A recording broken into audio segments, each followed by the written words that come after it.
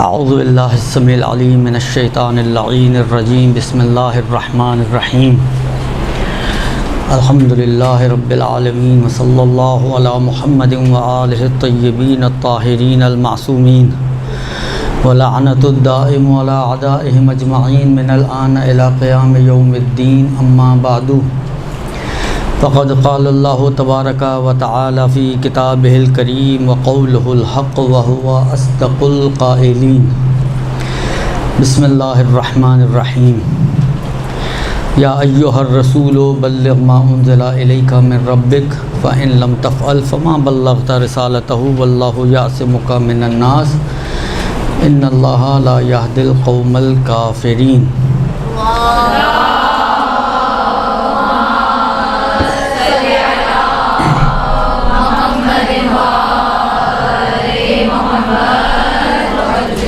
وقال ایضا اليوم اکملت لکم دینکم واتممت علیکم نعمتی ورضیت لکم الاسلام دینا۔ درود بھیج دیں محمد و آل محمد۔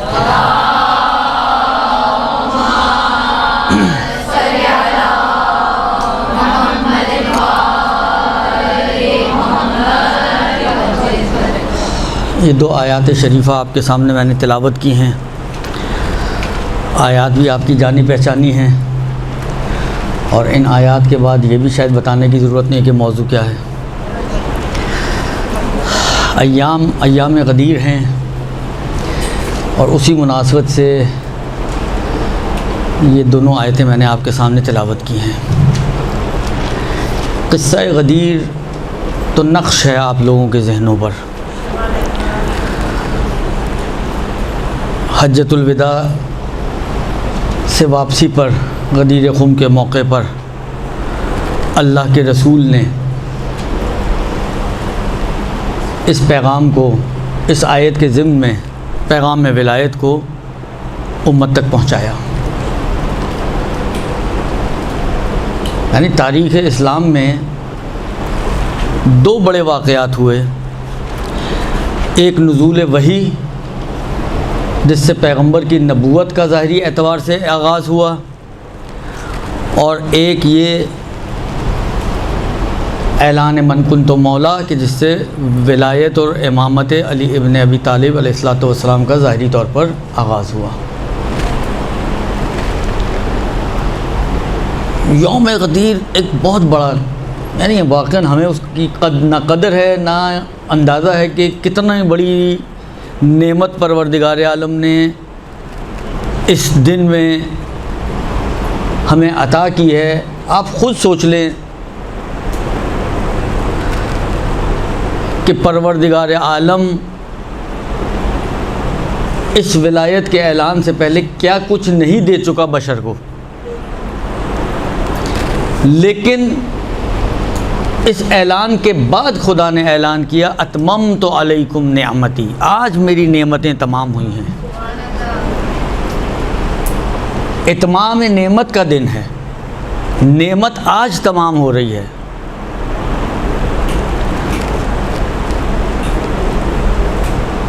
آسمان والے اس غدیر کو زمین والوں سے زیادہ آشنا ہیں۔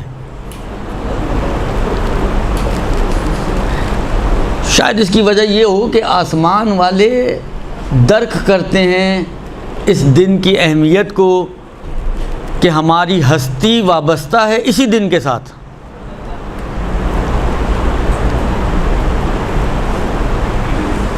لہٰذا اس دن کے بارے میں بہت زیادہ تاکید کی گئی ہے، یعنی عجیب روایتیں ہیں اس دن کے فضیلت اہمیت کے حوالے سے۔ ایک روایت کا جملہ ہے کہ لو ان الناس یعرفوا، ناس ہے یا مومنون ہے، یعرفوا فضل ھذا اليوم، اگر لوگ بے حقیقت ہی اگر کوئی اس دن کی حقیقتاً فضیلت کو درک کر لے، سمجھ لے، تو ملائکہ 10 مرتبہ اس سے دن میں آ کر مصافحہ کریں۔ صرف اسی دن میں نہیں، ہر دن میں روزانہ ملائکہ نازل ہوں اور 10 مرتبہ اس سے آ کے مصافحہ کریں۔ شب قدر کتنا آپ نے سنا ہے؟ شب قدر ابھی رمضان تازہ گزرا ہے، کتنی اہمیت، کتنی فضیلت، کتنی بخشش ہے پروردگار عالم کی اس شب قدر میں. کتنے لوگوں کو گناہوں سے آزاد کرتا ہے شب قدر میں. پھر ماہ مبارک رمضان میں ہر روز، ہر افطار کے وقت، ہر شب جمعہ، پھر آخری شب، پورے رمضان کے گنہگار جن کو معاف کیا ہو ایک طرف، آخری شب کے گنہگار ایک طرف، شب عید فطر. روایت کا جملہ یہ ہے، ظاہراً چھٹے امام علیہ السلام کی روایت ہے، مولا فرماتے ہیں کہ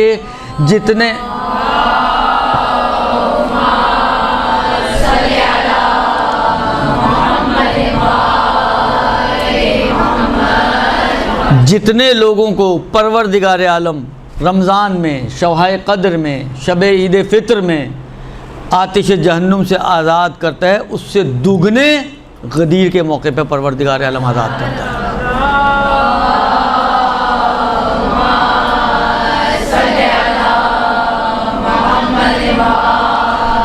جس سنگل کو ہم کاؤنٹ نہ کر سکیں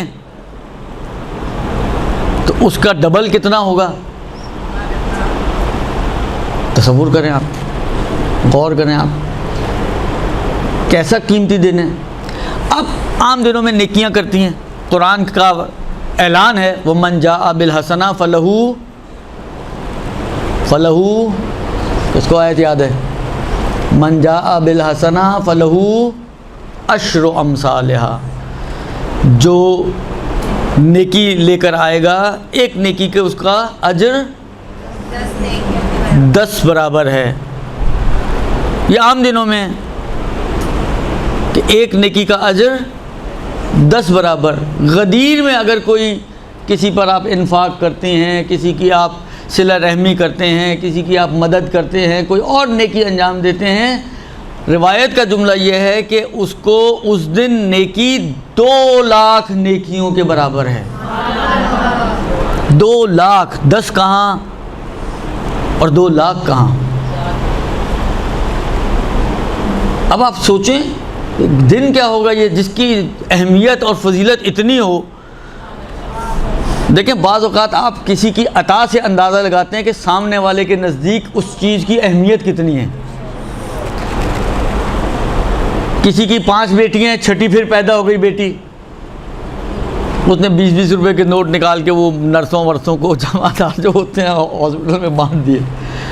اس 5 بیٹیوں کے بعد بیٹا ہو گیا تو اس کی عطا سے اندازہ ہو جائے گا کہ یہ کچھ بہت بڑی چینج آئی ہے اس کے گھر میں.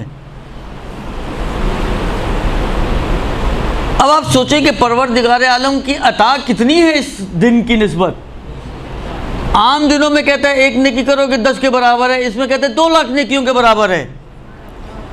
رمضان جیسے جس کو ہم یعنی تعبیر کرتے ہیں علماء سمجھانے کے لیے سیل کا موقع ہے، سیل لگائی ہوئی ہے پروردگار عالم نے نیکیوں کے اعتبار سے، بخشش کے اعتبار سے، رحمت اور مغفرت خدا کی برس رہی ہے. وہ پورا رمضان، شب عید فطر، سارا پورا ایک سمجھیں، ان کو ایک پلڑے میں رکھ دیں اور غدیر کی ایک بخشش کو ایک پلڑے میں رکھ دیں، وہ پھر بھی بھاری ہے. تو اسی سے آپ اندازہ لگا سکتے ہیں کہ خدا کے نزدیک اس دن کی اہمیت اور فضیلت کیا ہے. خدا کے نزدیک اس دن کا مرتبہ اور مقام کیا ہے کہ جس میں خدا کی بخشش اتنی بڑھ گئی ہو، اتنی بڑھ گئی ہو. اس کا اندازہ انسان خدا کے اسی اعلان سے کر سکتا ہے کہ یہ اتمام نعمت ہے، یہ نعمتیں تم پر مکمل ہو رہی ہیں، ایسا بڑا دن ہے. اور وہ روایتیں تو آپ نے سنی ہوئی ہیں، ماہ محرم کے شروع میں بھی وہ ابن شبیب کی جو روایت عام طور پہ بہت سے اہل منبر پڑھتے ہیں، اس میں بھی یہ جملہ یہ موجود ہے کہ مومن ہماری خوشی میں خوش اور ہمارے غم میں غمگین ہوتا ہے. تو یہ اہل بیت کے سرور کا زمانہ ہے، اہل بیت کی خوشی کا زمانہ ہے. لہذا اس کو اس طرح سے آپ یہ سوچ کے منائیں کہ یہ وہ دن ہے کہ آج میرا زمانے کا امام کتنا خوش ہے. یعنی آپ اپنے زمانے کے امام کی خوشی کو سیلیبریٹ کر رہے ہیں.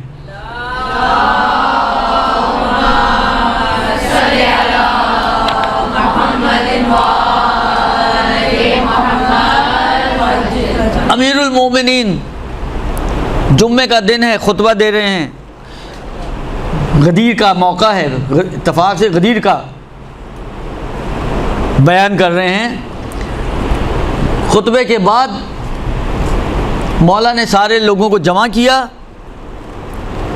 اور ان کو امام حسن مجتبیٰ کے گھر لے گئے. نقل ہوا ہے کہ امام حسن مجتبیٰ کوفے میں غدیر والے دن خاص اہتمام کیا کرتے تھے، دسترخوان لگایا کرتے تھے. ویسے ان کا دسترخوان بڑا مشہور ہے، لیکن یہ بھی خاص طور پر ذکر ہوا ہے کہ امام حسن مجتبیٰ علیہ الصلوۃ والسلام روز غدیر کوفہ میں ایک بہت بڑے پیمانے پہ دعوت رکھا کرتے تھے. اور جیسے میں نے عرض کیا کہ امام علی علیہ السلام اس میں ان کو کھانا بھی کھلایا جاتا تھا اور تحفے تحائف دے کر رخصت کیا جاتا تھا. امام رضا علیہ الصلوۃ والسلام کی روش یہ تھی جو نقل ہوئی ہے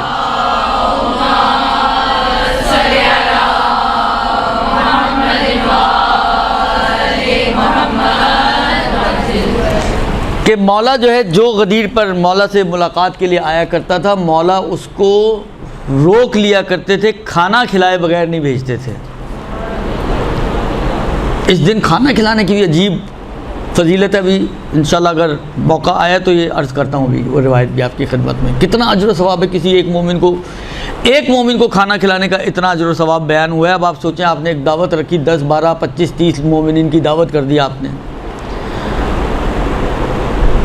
دیکھیں ہماری مشکل یہ ہے کہ ہم لوگ بعض چیزوں کو بہت ہلکا لیتے ہیں.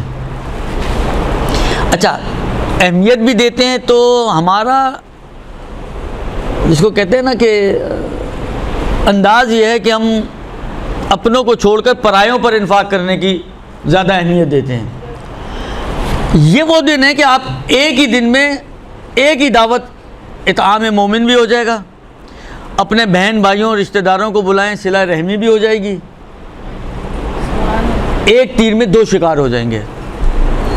آپ نے اطعام کا جو اجر تھا وہ بھی مل گیا آپ کو، اور صلہ رحمی کا جو اجر تھا غدیر کے. دیکھیں ان سب چیزوں کی ہر نیکی کے ویسے اپنے اپنے تاکیدیں موجود ہیں کہ اطعام مومن کی ایک اپنی تاکید ہے، مومن کی رفع حاجت کرنا یہ اپنی تاکید ہے، صلہ رحمی کی ایک اپنی تاکید ہے. لیکن غدیر کے دن پرٹیکولرلی ان چیزوں کے اوپر تاکید کی گئی ہے. ہاتھ ملانے کا اپنا اجر و ثواب ہے. غدیر کے دن خاص طور پر ہاتھ ملانے کی تاکید کی گئی ہے، اور وہی ہاتھ ملا کر الحمدللہ الذی جعلنا من المتمسکین اس کو پڑھنے کی تاکید کی گئی ہے. تو اگر آپ رشتہ داروں کو بلا لیں، اپنے بہنوں کو، بھائیوں کو، اور کوئی اقربا میں سے جو آپ کے صلہ رحمی کے دائرے میں آتے ہیں، موجود ہیں آپ کے شہر میں، دعوت کرنی ہے، کھانا کھلانا ہی ہے، ان کو بلا لیں. صلہ رحمی بھی ہو گئی، اطعام بھی ہو گیا، اور 4 جو اس کے اندر چیزیں آئیں گی ان کو بھی آپ اس کے اندر جمع کر سکتے ہیں. آپ ایک ہی دعوت کے اندر کئی ثواب حاصل کر سکتے ہیں اگر کرنا چاہیں تو، بشرط و شروط. تو بہت امام رضا علیہ السلام روک لیا کرتے تھے، اور پھر جب وہ رخصت ہونے لگتا تھا تو امام علیہ السلام اس کو مختلف طرح کے تحائف دیا کرتے تھے کہ یہ لے جاؤ اپنے گھر والوں کے لیے، اپنے بچوں کے لیے. تو ائمہ کی سیرت بہت زیادہ اس بات پر قائم ہوئی ہے کہ ائمہ اس دن کو اہمیت دیا کرتے تھے، منایا کرتے تھے، تحفے تحائف دیا کرتے تھے، کھانے کھلایا کرتے تھے. یہ دوسروں کی نسبت بات کر رہا ہوں، اپنی نسبت نیا لباس پہننے کی تاکید ہے، کھلے ہاتھ سے خوشبو استعمال کرنے کی تاکید ہے. یہ ساری چیزیں ایک الگ ہیں، لیکن اس انداز سے ائمہ علیہ السلام اس دن کو منایا کرتے تھے کہ وہی والی بات ہے، دوسروں کو ایک قسم کا کیا ہے، آپ نے ان کے ذہن میں ڈال دیا. جب آپ اتنا نوازیں گے کسی کو تو آپ کا کیا خیال ہے وہ اگلے سال انتظار نہیں کرے گا اسی دن کا. یہی کام کم سے کم اپنے بچوں کی نسبت، اپنے گھر کے بچوں کی نسبت، اپنی فیملی کے بچوں کی نسبت کریں. کہ ہم اس طرح سے ان کو اس دن کی ترغیب دلائیں کہ ان کو یاد رہے کہ یہ وہ دن ہے جس دن ہمیں مثلا عید فطر اور عید قربان اور باقی جو موقع آتے ہیں ان سب سے زیادہ ہمیں ہمارے گھر والے یا ہمارے ماں باپ یا ہمارے چچا تایا پھوپھی ماموں خالہ نوازتے ہیں. اب جو جس کی جیسی حیثیت ہو.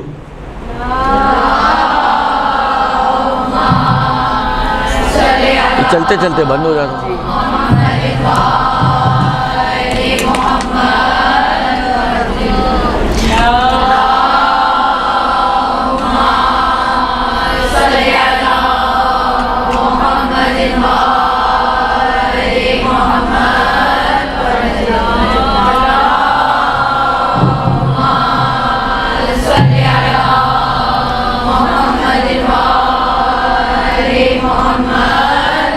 اب کچھ پوائنٹس میں آپ کی خدمت میں عرض کروں جو غدیر پر جس کے بارے میں تاکیدات آئی ہیں.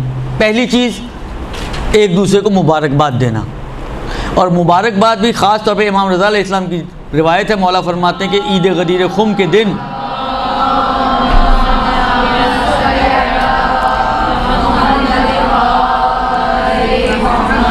ایک دوسرے کو مبارکباد دو, اور جب بھی مبارکباد دو تو ساتھ ساتھ یہ جملے بھی دہراؤ ہوئی الحمدللہ الذی جعلنا من المتمسکین بولایت امیر المومنین والائمہ سلام اللہ علیہم. یہ ایک.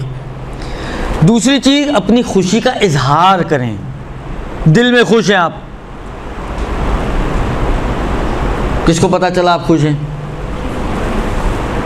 خوشی کا اظہار کریں آپ. اور وہ روایتیں بھی ہیں کہ ہماری خوشی میں خوش اور ہمارے غم میں غمگین, ان سے بھی استفادہ ہوتا ہے. اور امام صادق علیہ السلام فرماتے ہیں کہ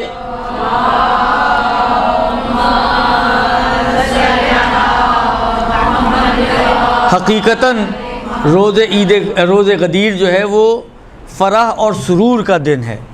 اور اسی طریقے سے امیر المومنین بھی فرماتے ہیں کہ عید غدیر کے دن اظہار خوشی اور مسرت کا اظہار کرو اور مسلمان لوگوں کو خوش کرو, یعنی اپنے اطراف میں جو مومنین موجود ہیں ان کو خوش کرو. مصافحہ کرنا, وہی ہاتھ ملانا, اس کی بھی بہت زیادہ تاکید کی گئی ہے. مولا فرماتے ہیں کہ عید غدیر جب ایک دوسرے سے ملاقات کرو تو ایک دوسرے سے مصافحہ کرو. اب دیکھیں مصافحہ کرو آیا تو ہے روایت میں. اب یہ نہیں ہے کہ محرم نامحرم ساری قید و قیود چھوڑ کے آپ کہیں نہیں. آغا سر نے کہا تھا ہاتھ ملانے کا بہت اجر و ثواب ہے. وہ جو اپنی حدود اور قیود ہیں وہ اپنی ساتھ موجود ہیں. محرم نامحرم کی جو پابندی ہے وہ اپنی جگہ پہ موجود ہے, درست. اسی طریقے سے مصافحے کے وقت بھی یہ اس ذکر کی جو ہے وہ تاکید کی گئی ہے. اس کے بعد اپنے آپ کو آرائش کریں اور نیا لباس پہنیں.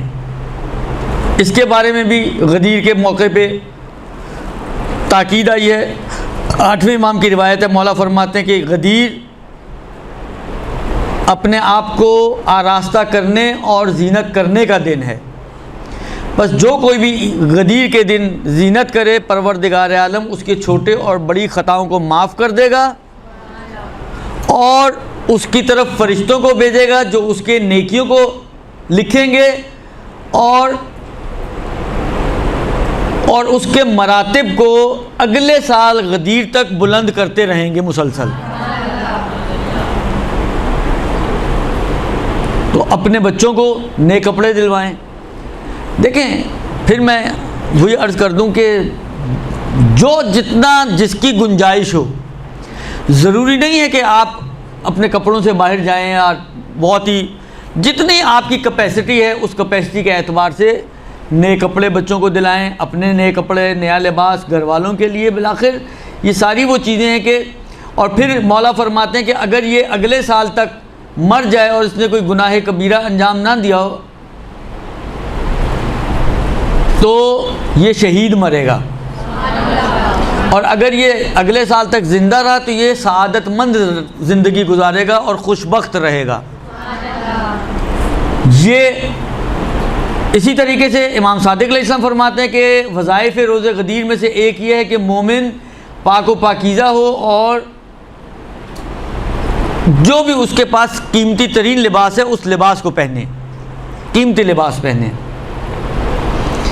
اس کے بعد فرماتے ہیں کہ وہی خوشبو وغیرہ سے استفادہ کرنا، اس کی بھی بہت تاکید کی گئی ہے۔ امام صادق علیہ السلام انہی وظائف میں سے جو عید غدیر کے بارے میں انہوں نے بیان فرمایا، اس میں وہ فرماتے ہیں مومن کو اپنی توان اور وسعت کے مطابق کھلے ہاتھ سے خوشبو کو استعمال کرنا چاہیے۔ وہی بھائی چارے کا، اخوت کا پیمان ایک دوسرے کے ساتھ باندھیں، اس کا بھی تذکرہ کیا گیا ہے۔ احسان اور انفاق، لوگوں کے حق میں احسان کریں، نیکی کریں اور ان کے اوپر خرچ کریں، انفاق کریں، اس کی بھی غدیر کے لیے تاکید آئی ہے۔ جب میں نے اوپر بھی عرض کیا ابھی آپ کو امام حسن مجتبیٰ کا کہ امیر المومنین سب کو لے جایا کرتے تھے کھانا کھلانے کے لیے، امام رضا علیہ السلام کھانے پہ روکا کرتے تھے، تحفے تحائف دے کر لوگوں کو رخصت کیا کرتے تھے۔ صلہ رحم، امام صادق علیہ السلام کی روایت، وہ کام کہ جو عید غدیر میں مستحب ہے اس میں ایک صلہ رحم ہے۔ میں نے عرض کیا نا کہ اس میں سے کتنی چیزیں آپ مرج کر سکتے ہیں، کتنی ساری چیزیں ایسی ہیں کہ وہی صلہ رحم بھی بن سکتا ہے، وہی انفاق بھی بن سکتا ہے، وہی جو ہے مثلا آپ رشتہ دار آتے ہیں، آپ کے بہن بھائی آتے ہیں، آپ ان کے ساتھ ہاتھ ملاتے ہیں، مسافے کا ثواب، یعنی ایک ہی جگہ پر، ایک ہی محفل میں، ایک ہی نشست میں آپ ان میں سے کتنے سارے مستحبات کے اوپر عمل کر سکتے ہیں اور کتنے سارے آداب کو انجام دے سکتے ہیں۔ مومنین سے ملاقات کرنا، اس کی بھی تاکید کی گئی ہے۔ امام رضا علیہ السلام فرماتے ہیں کہ جو شخص بھی غدیر کے دن کسی مومن کا دیدار کرتا ہے، پروردگار عالم 70 نور اس کی قبر میں داخل کرے گا اور اس کی قبر کو کھلا کر دے گا۔ کتنا ڈرتے ہم لوگ کہ قبر میں تاریکی ہوگی اور قبر تنگ ہوگی، تنگی قبر سے بھی امام سجاد نے اپنے وہ جو ان کی ابو حمزہ شمالی دعا ہے اس کے اندر تذکرہ کیا ہے، ذیق لحدی، اس کی تنگی کا بھی تذکرہ کیا ہے، اس کی تاریکی کا بھی تذکرہ کیا ہے۔ تو ایک تیر میں دو شکار، مومن سے ملاقات کرنے جائیں۔ اب ضروری نہیں کہ آپ کوئی 200 کلومیٹر چل کر جائیں اور اس پڑوس میں مومن ہے، صرف اس مستحب پہ عمل کرنے کے لیے، اس اجر و ثواب کو حاصل کرنے کے لیے۔ میں کئی دفعہ آپ لوگوں کی خدمت میں عرض کر چکا ہوں، بعض روایتوں کا مفہوم یہ ہے کہ اگر آپ کے پاس کوئی روایت پہنچے ہم اہل بیت کی نسبت اور اس میں کسی نیکی پر اجر و ثواب کا وعدہ کیا گیا ہو اور آپ اسی اجر و ثواب کو حاصل کرنے کے لیے اس پر عمل کریں، تو پروردگار عالم اپنے فضل و کرم سے وہ اجر و ثواب عطا کرے گا، ولو لم نقل ہو، چاہے وہ ہم نے نہ بھی کہی ہو۔ یعنی وہ روایت ہماری، یعنی جھوٹی روایت ہی کیوں نہ ہو، لیکن ہمارے نام سے آپ تک پہنچی، آپ نے اسی اجر و ثواب کو حاصل کرنے، مثلا یہ امام رضا علیہ السلام کی روایت کہ آپ کسی برادر مومن کی ملاقات کے لیے جائیں، پروردگار عالم 70 نور آپ کی قبر میں بھیجے گا اور آپ کی قبر کو گشادہ کرے گا۔ اسی اجر و ثواب کی خاطر آپ جائیں، اپنے اڑوس پڑوس میں کوئی مومن و ملاقات کریں جا کے اس سے، صرف اسی اجر و ثواب کو حاصل کرنے کے لیے، پروردگار عالم آپ کو دے گا۔ اب امام رضا نے کہا ہو تو فبہا، نہ بھی کہا ہو تب بھی مل جائے گا آپ کو۔ تو آپ کون سے گھاٹی میں رہیں، کون سا نقصان ہوا آپ کا؟ آپ تو ہر حال میں کہیں تو بھی اور نہ کہی ہو تب بھی، آپ صرف اس روایت پر عمل کرنے کی خاطر یہ کام کریں، پروردگار عالم آپ کو یہ اجر و ثواب عطا کرے گا۔ اور پھر مولا فرماتے ہیں وہ ہر روز 70,000 فرشتے اس کی قبر کی زیارت میں آئیں گے اور اس کو بہشت کی بشارت دیں گے۔ کتنی سستی ہو گئی بہشت آپ کے لیے۔ آپ مومن سے ملاقات کریں غدیر والے دن جا کے، قبر کھلی بھی ہو گئی، قبر نورانی بھی ہو گئی، ملائکہ آپ کی قبر میں آئیں گے، بہشت کی بشارت بھی دیں گے، تو اور کیا چاہیے انسان کو؟ سارے پاپڑ ہم انہی چیزوں کے لیے بھیلتے ہیں، سارے ہمارے سارے ایفرٹس ہی انہی چیزوں کے لیے۔ ہم وہ تو ہے نہیں کہ ہم کہیں خدایا ہم تجھے اہل عبادت سمجھتے ہیں اس لیے تیری عبادت کرتے ہیں۔ وہ تو جو کہتے ہیں نا 5 منٹوں میں پتہ چل جاتا ہے کہ ہم کتنا اہل سمجھتے ہیں خدا کو، تو اس لیے ہم ایسی باتیں کرتے ہی نہیں ہیں۔ لیکن بالآخر یہ تو چاہتے ہی ہیں نا، ہر کسی کی خواہش ہے، ہر کسی کی تمنا ہے کہ قبر کھلی ہو، قبر میں تاریکی نہ ہو، روشنی ہو اور ہمیں بہشت مل جائے۔ جائیں ملاقات کریں غدیر والے دن، آپ کو یہ سب کچھ مل جائے گا، اس میں کون سی پریشانی کی بات ہے؟ اب امام رضا جانے اور خدا جانے۔ اس کے بعد مومنین کی حاجت کو دور کرنا۔ بہت سے لوگوں کی بہت ساری خواہشات ہوتی ہیں، آپ میں سے کتنے ایسے ہوں گے جو دوسروں کی ہیلپ کرتے ہیں؟ درست، اگلا مہینہ مثلا بعض لوگوں کے راشن باندھے ہوئے ہیں، اگلے مہینے میں دن کتنے ہیں؟ ابھی اگست شروع ہونے میں، اگر آپ کہیں جی ہم تو مہینے کی پہلی، دوسری، تیسری کو دیتے ہیں، ایک ہفتہ پہلے دے دیں، وہی جو آپ نے نیکی کی ہوگی 10 اجر ملیں گے، ایک ہفتہ پہلے دے دیں گی 2 لاکھ کے برابر اجر مل جائے گا آپ کو۔ دینا تو ہے ہی، آپ نے فکس تو کیا ہوا ہے۔ کسی کو فیس کے پیسے دیتے ہیں، جا کے اس کو پیسے دے دیں، یہ لو جی فیس بڑھا دینا، پہلی آنے والی ہے۔ تھوڑی سی وہ بھی پریشان ہوگی کہ اس دفعہ آپ کو کیا ہو گیا، آپ وقت سے پہلے دے رہی ہیں، لیکن بہرحال فائدہ تو آپ نے لینا نا، اس کی پریشانی کو ہم کیا کریں۔ لہذا فرماتے ہیں کہ رفع حاجت مومن، اس کے بارے میں بھی تاکید کی گئی ہے۔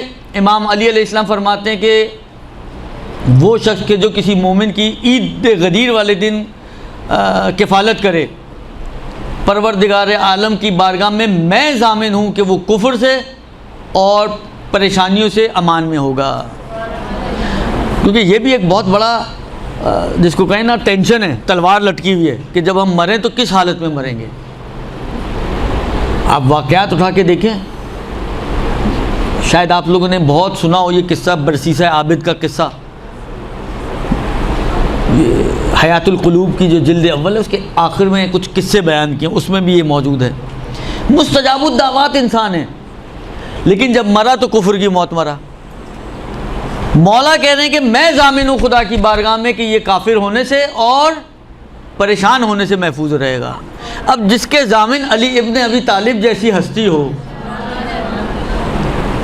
میں اور آپ ضمانت دیتے ہیں تو لوگ تھوڑے سے اپنے آپ کو ٹینشن فری سمجھتے ہیں، جبکہ میری اور آپ کی کیا اوقات ہے؟ وہ مالک کائنات، مالک حقیقی تو پروردگار عالم ہے، لیکن وہ من الناس من یشری نفسہ ابتغاء مرضات اللہ واللہ رؤوف بالعباد، جو مرضی الہی کا مظہر ہو، وہ اگر کسی کو ضمانت دے تو پھر تو اس کو تو بالکل ہی ٹینشن فری ہو جانا چاہیے ان چیزوں سے۔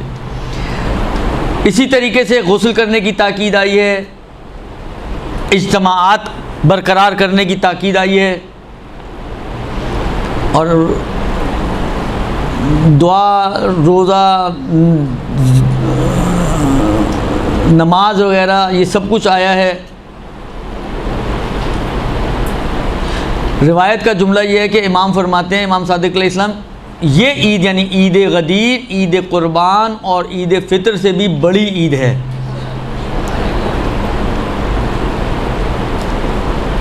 اس دن روزہ بھی رکھو اور کثرت سے محمد و آل محمد پہ درود بھیجو۔ یہ آج کے دن کے لیے نہیں، اس دن کے لیے۔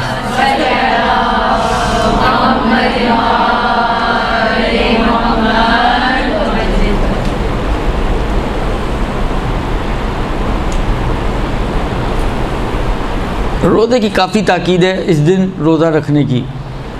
ایک روایت عرض کر دوں، امام صادق علیہ السلام فرماتے ہیں کہ عید غدیر کے روزے کے اجر و ثواب کے حوالے سے کہتے ہیں اس دن روزہ رکھنا پوری عمر جو آپ کی دنیا میں ہے اس عمر کے برابر روزہ رکھنے کا اجر و ثواب ہے۔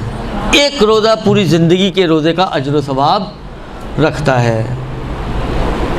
اور بعض روایتوں میں ہے کہ اس دن کا روزہ 60 سال کے گناہوں کا کفارہ ہے، آپ کے 60 سال کے گناہ پروردگار عالم معاف کر دیتا ہے۔ کسی کو افطار کرانا، جو شخص عید غدیر کی افطار کسی ایک مومن کو کرائے، گویا اس نے 10 لاکھ افراد جو پیغمبروں میں سے ہوں، شہیدوں میں سے ہوں، صدیقین میں سے ہوں، ایک شخص کو افطار کرانا 10 لاکھ انبیاء، شہداء، صدیقین کو افطار کرانے کا اجر و ثواب ہے۔ اور اب آپ خود سوچ لیں کہ اگر کوئی متعدد لوگوں کو کروائے تو اس کا کیا اجر و ثواب ہوگا۔ پھر مولا فرماتے ہیں کہ اس کے بارے میں بھی فرماتے ہیں کہ میں ضامن ہوں خدا کی بارگاہ میں، یہ بھی مولا کی روایت ہے، کہ یہ کفر سے اور فقر سے آسودہ رہے گا، اور اگر اسی دن یا اسی روز مر گیا تو اگلی غدیر تک مر گیا تو پروردگار عالم اس کو اس کا اجر و ثواب دے گا۔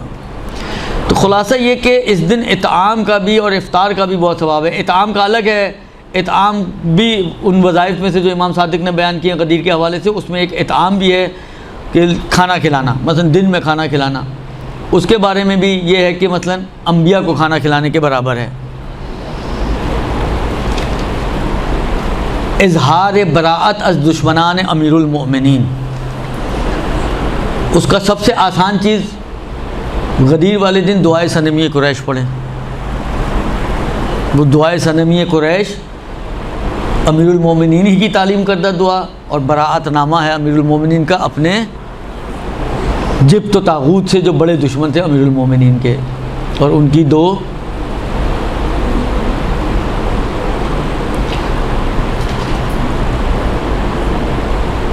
اس کے علاوہ اور بھی بہت کچھ ذکر کیا گیا۔ زیارت امیر المومنین ہے، مولا فرماتے ہیں کہ تم کہیں پہ بھی ہو کوشش کرو کہ اس دن فاحضروا عند امیر المؤمنین، امیر المومنین کے پاس حاضر ہو جاؤ۔ اچھا، اس کا دو طرح سے معنی کیا جا سکتا ہے اس روایت کا، میرے ذہن میں یوں آ رہا ہے۔ شاید بہت ہی ظاہری معنی اگر دیکھیں جو بہت ہی روشن ہو وہ تو شاید یہی ہے کہ کیوں آیا فاحضروا عند امیر المؤمنین، فاحضروا عند امیر المؤمنین، کہیں پہ بھی ہو امیر المومنین کی بارگاہ میں حاضر ہو جاؤ۔ تو ایک معنی تو امیر المومنین کی بارگاہ میں حاضر ہو جاؤ، ظاہری معنی جو بہت ہی روشن سمجھ میں آتا ہے وہ یہ کہ نجف پہنچ جاؤ، تو آپ پہنچ گئے عند امیر المومنین۔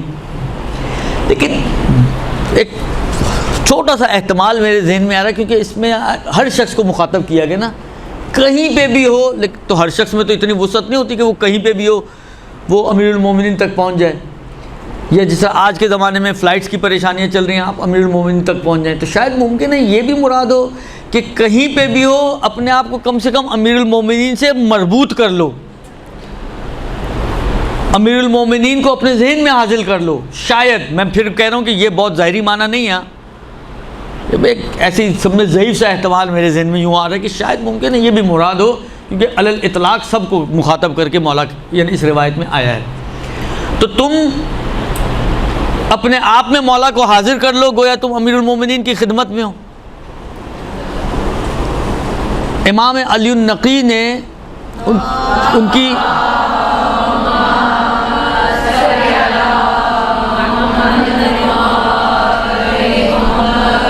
تین زیارتیں بہت مشہور ہوئی ہیں امام علی النقی کی، ایک زیارت جامعہ کبیرہ، ایک دوسری زیارت امیر المومنین ہے جو غدیر کے دن کی خاص زیارت ہے، وہ ضرور پڑھیے گا۔ شاید تھوڑی سی لمبی ہے لیکن معارف ہیں اس کے اندر، اور ہو سکے اگر آپ کو عربی میں کوفت ہو رہی ہو تو اردو کے ساتھ پڑھیے گا، نہیں کہوں گا عربی چھوڑ کے پڑھیے گا لیکن اردو کے ساتھ پڑھیے گا۔ اور ایک شہداء کی زیارت ہے، شہداء کربلا کی، تو وہ زیارت سمجھے معارف کا دریا ہے، اس کو پڑھیے گا، ورنہ اور کچھ نہیں تو ایک زیارت امین اللہ پڑھ کے امیر المومنین کی ذات گرامی قدر کو ہدیہ کر دیجیے گا۔ خلاصہ کسی بھی طریقے سے اپنا ارتباط امیر المومنین سے برقرار کریں۔ دعائے ندبہ 4 عیدیں، ان میں سے ایک عید غدیر جو سب سے اہم ترین عید ہے، اس میں بھی سفارش کی گئی ہے دعائے ندبہ کو پڑھنے کی۔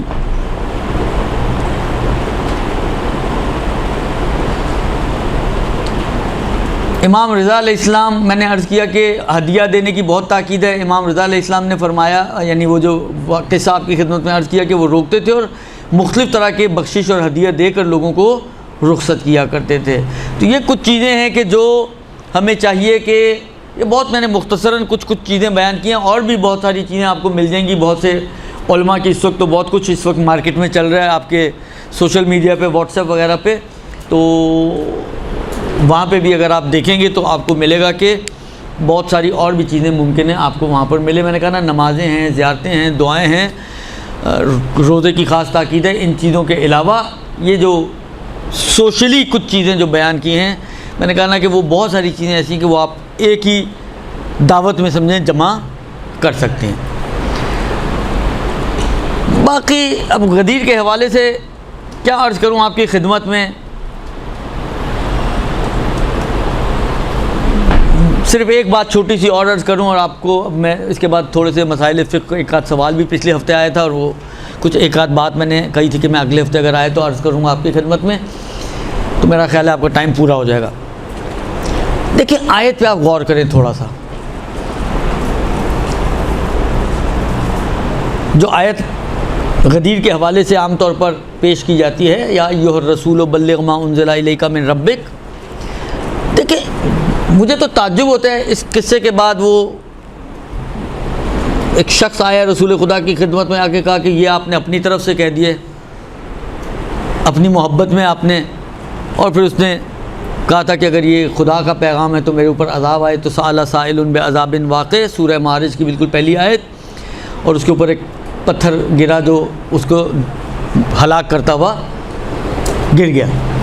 کہنے کا مقصد ہے کہ اس آیت کے اندر خود خدا نے کہا ہے یا ایھا الرسول، اے رسول، بلغ ما انزل الیک من ربک، اس پیغام کو پہنچا دو جو تم پر تمہارے رب کی طرف سے نازل ہوا ہے.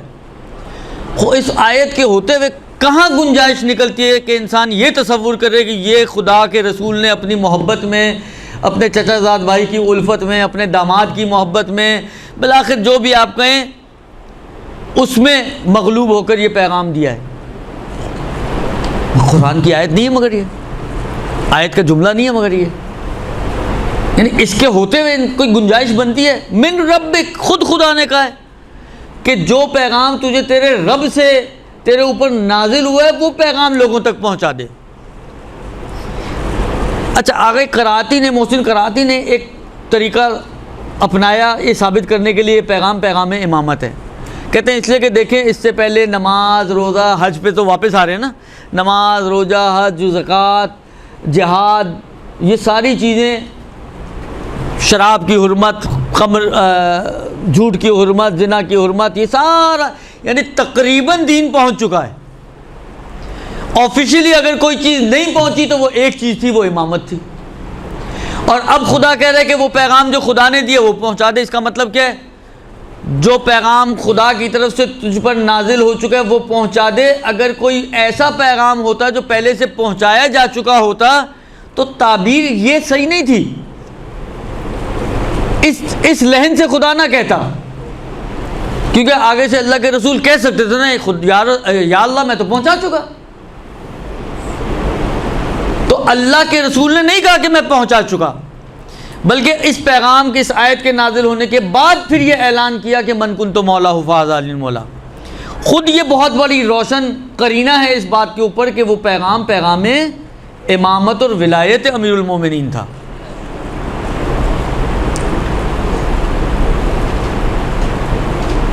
اچھا اور آگے چلیں. یا ایھا الرسول بلغ ما انزل الیک من ربک فإن لم تفعل فما بلغت رسالتہ. اگر تو نے یہ پیغام نہیں پہنچایا تو اے رسول یاد رکھنا تو نے کوئی بھی کار رسالت انجام. اب آپ سوچیں کتنا وزنی پیغام ہوگا، کتنا اہم پیغام ہوگا کہ اگر اس کو ترازو کے ایک پلڑے میں رکھ دیں. دیکھیں یہ رسول کا آخری ایام ہے، اسی میں رسول نے کہا تھا نا کہ عنقریب میں تمہارے درمیان سے چلا جاؤں گا. خطبے میں اللہ کے رسول نے یہ بیان کیا تھا. اور غدیر 18 ذی الحج اور 28 صفر، کتنا ٹائم ہے؟ 18 ذی الحج سے 18 محرم، 18 محرم سے 18 صفر اور 10 دن، 2 مہینے 10 دن بعد اللہ کے رسول اس دنیا سے تشریف لے گئے. رسول کی اعلان نبوت کے بعد 40 سال کی عمر مبارک میں اعلان نبوت ظاہری طور پہ جو ہوا، اور 63 سال میں رسول کی شہادت۔ کتنے سال ہو گئے؟ 23 سال۔ 23 سال میں سے، اب میں صرف کیلکولیشن کے حساب سے سمجھا رہا ہوں، ہو سکتا ہے بہت ایکوریٹ یہ باتیں نہ ہوں، لیکن 23 سال میں سے 2 مہینے 10 دن کم کر دیں، اور 23 سال کی زحمتیں، محنتیں، مشقتیں ایک پلڑے میں ڈال دیں، اور رسول خدا نے اس دین کو یہاں تک پہنچانے کے لیے کوئی کم زحمتیں نہیں اٹھائی ہیں، مشقتیں کم نہیں تھی رسول خدا کی۔ گھر سے ٹھیک ٹھاک نکلا کرتے تھے، جب گھر پہنچا کرتے تھے تو زخمی اور لہو لہان ہو کر آیا کرتے تھے۔ کبھی کچرا ڈالا گیا رسول خدا کے اوپر، کبھی راستے میں کانٹے بچھائے گئے ہیں، کبھی تانے، کبھی ساحر، کبھی اپنا شاعر، کبھی کیا۔ یہ چیزیں دیکھیں، آپ اپنے معاشرے کے حساب سے بعض چیزوں کو جج نہ کریں۔ آپ نے کسی کو شاعر کہہ دیا تو کیا ہوا، کون سی بڑی ایسا ہو گیا؟ اس ماحول کو، اس معاشرے کو ذہن میں رکھیں کہ جن میں یہ باتیں کہی جا رہی تھیں، اس کے حساب سے کتنا بڑا تانا ہوا کرتا ہوگا۔ یہ جہاں سے آپ گزریں، کوئی آپ کو تانا دے تو گزرنا انسان کا دوبر ہو جاتا ہے۔ دیکھیں، جسمانی ٹارچر سے زیادہ مشکل ذہنی ٹارچر ہوتا ہے۔ رسول خدا نے جسمانی مشکلات بھی تحمل کی ہیں اور ذہنی مشکلات کو بھی تحمل کیا ہے، اور اللہ نے کتنی آسانی سے کہہ دیا، اے رسول یہ پیغام نہیں پہنچایا، کچھ بھی نہیں کیا، سارا کچھ اٹھا کے ایک پلڑے میں اور یہ پیغام ایک پلڑے میں۔ تو اب کچھ ڈھونڈنے ہم ایسی کوئی چیز کہ اگر وہ نہ ہو تو سارا دین ہی برباد ہو جاتا ہو۔ کوئی تو ایسی چیز ہونی چاہیے نا جو روایتوں میں بیان ہوئی ہو کہ دیکھو اگر یہ نہیں ہے تو نہ تمہاری نماز ہے، نہ تمہارا روزہ ہے، نہ تمہاری کوئی اور عبادت ہے۔ تو فقط ایک ہی چیز نظر آتی ہے کہ بنی الاسلام علی خمس، اسلام کو 5 چیزوں پر بنیادیں رکھی گئی ہیں: الصلاۃ والزکوٰۃ والصوم والحج والولایہ، نماز ہو، روزہ ہو، حج ہو، زکوٰۃ اور ولایت علی ابن ابی طالب۔ اور جتنی تاکید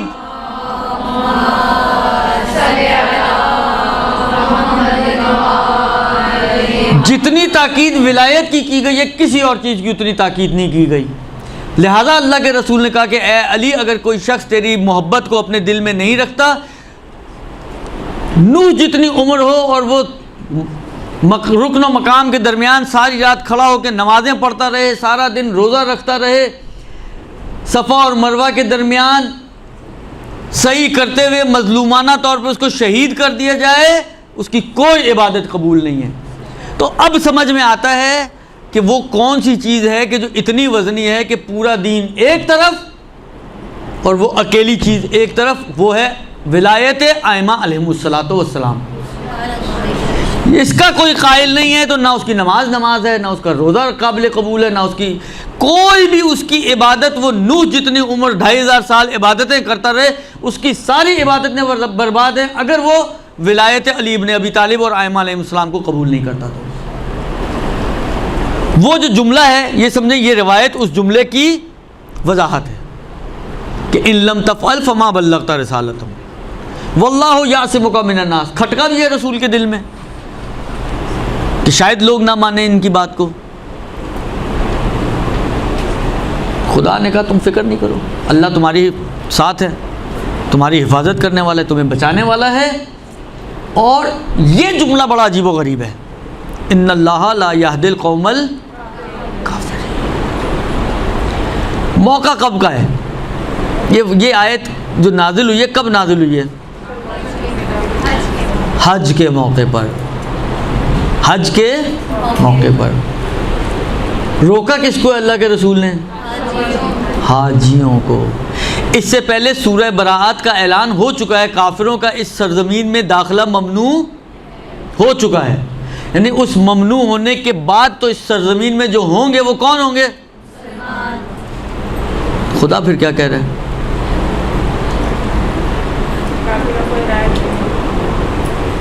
یعنی اس آیت کو اگر آپ غور کریں تو بہت واضح طور پہ سمجھ میں آ رہا ہے کہ جو اس پیغام کو نہیں مانے گا، ان اللہ لا یہدی القوم الکافرین، تو خدا پھر کافروں کی ہدایت نہیں کرتا۔ خدا کہہ سکتا تھا کہ خدا جو ہے وہ بھٹکے ہوئوں کی ہدایت نہیں کرے گا، گمراہوں کی ہدایت نہیں کرے گا، میں نے کہا کافروں کی پھر ہدایت نہیں ہوتی۔ اب ایک روایت آخری آپ کو سناؤں اور یہ بات ختم کروں، اور وہ امام حسن مجتبیٰ کے واقعات میں ہمیں ملتی ہے۔